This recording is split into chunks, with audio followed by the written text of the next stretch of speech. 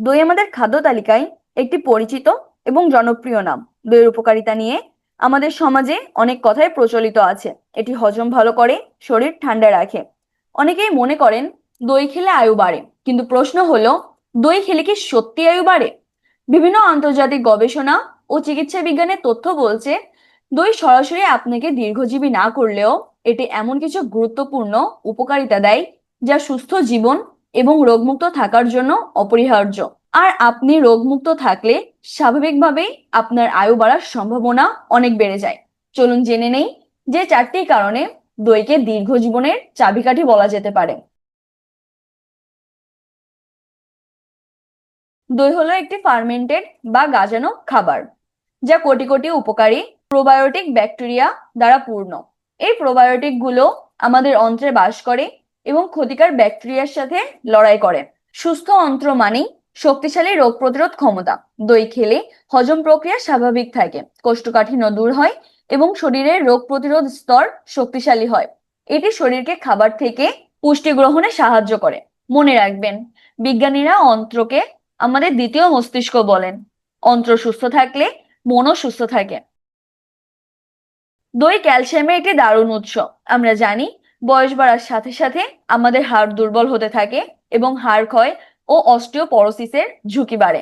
নিয়মিত দই খেলে শরীরের জন্য প্রয়োজনীয় ক্যালসিয়াম ও ভিটামিন ডি সরবরাহ হয়, যা হাড়কে মজবুত রাখতে অপরিহার্য।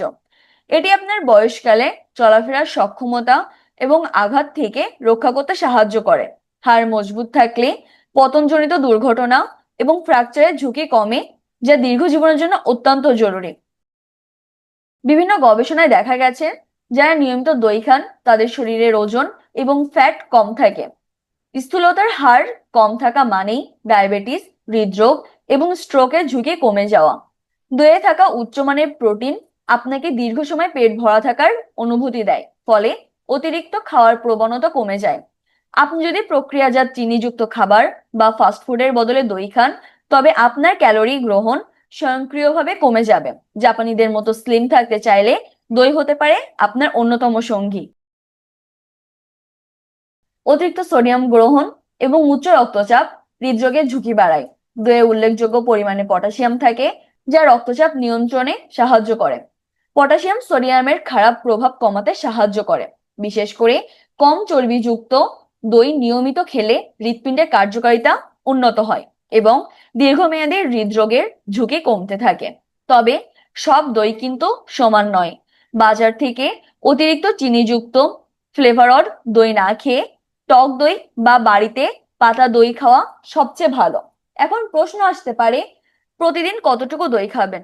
একজন প্রাপ্তবয়স্ক মানুষ প্রতিদিন এক বাটি প্রায় 150 থেকে 200 গ্রাম টক দই খেতে পারেন। শিশুদেরও চিনি ছাড়া বা খুব কম চিনিযুক্ত দই খাওয়ানো উচিত।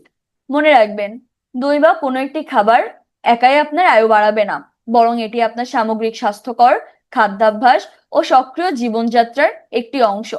নিয়মিত দই খান, সঠিক খাবার বেছে নিন এবং সেই সাথে নিয়মিত ব্যায়াম করুন। তাহলেই একটি সুস্থ, সবল ও প্রাণবন্ত জীবন গড়ে তুলতে পারবেন। ধন্যবাদ সবাইকে।